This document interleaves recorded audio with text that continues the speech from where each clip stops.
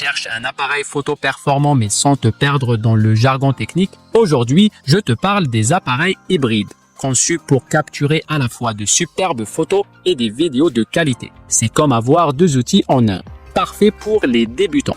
On va comparer les 3 modèles les plus populaires du moment, idéaux que tu sois photographe amateur, vlogueur ou créateur de contenu. On parlera design, performance, fonctionnalité vidéo-photo et bien sûr, leurs avantages et limites. Avant de commencer, j'ai rassemblé les meilleurs prix et caractéristiques dans la description ci-dessous. Consulte-la pour ne rien louper. C'est parti!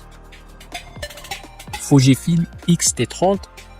Le Fujifilm X-T32 est un hybride compact qui mise sur son capteur X-Trans CMOS 4 de 26,1 mégapixels et ses simulations de film pour offrir une expérience photographique unique. Son design rétro agrémenté de molettes de contrôle rappelle les appareils argentiques et assure une prise en main intuitive. Côté performance, il excelle avec une rafale pouvant atteindre 30 images par seconde, ce qui en fait un bon choix pour capturer des sujets en mouvement. Il propose une vidéo 4K de haute qualité, bien que l'absence de stabilisation intégrée puisse poser problème pour les prises de vue à main levée. Son viseur électronique est clair et réactif et son écran inclinable de 3 pouces permet de cadrer facilement sous différents angles. Léger, 329 grammes, il est parfait pour les photographes en déplacement. Cependant, il ne bénéficie pas de protection contre les intempéries et son autonomie est limitée. Le Fujifilm X-T32 est un appareil compact et puissant, parfait pour les amateurs de photographie souhaitant un contrôle manuel et une excellente qualité d'image avec un rendu cinématographique. Sony Alpha ZV-E10.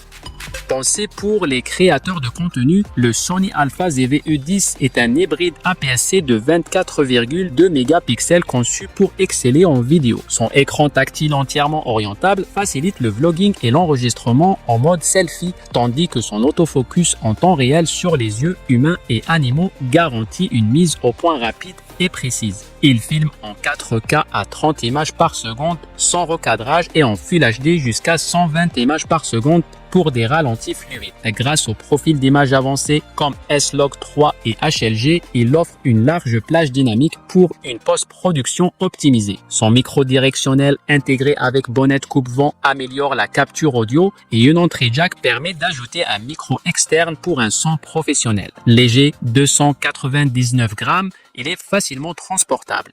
Bien que son autonomie d'environ 440 prises de vue ou 80 minutes de vidéo impose souvent une batterie supplémentaire. En revanche, l'absence de viseur et une stabilisation numérique perfectible peuvent être limitantes pour certains utilisateurs. Ces menus, parfois jugés complexes, restent toutefois accessibles aux débutants après un temps d'adaptation. En conclusion, le Sony ZV-E10 est un choix de premier ordre pour les créateurs de contenu et vlogueurs recherchant un appareil compact, polyvalent et compatible avec une large gamme d'objectifs interchangeables. Canon R10.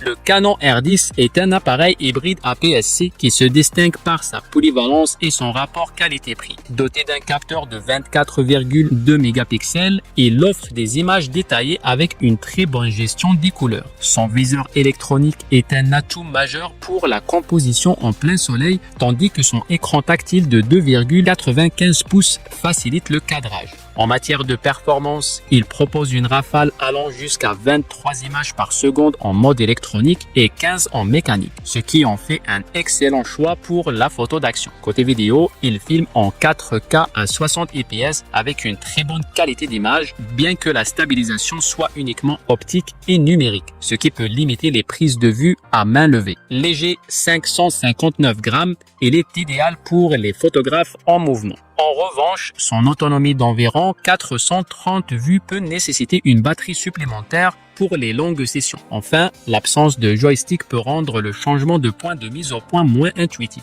En conclusion, le Canon R10 est une option sérieuse pour ceux qui cherchent un hybride performant à un prix raisonnable.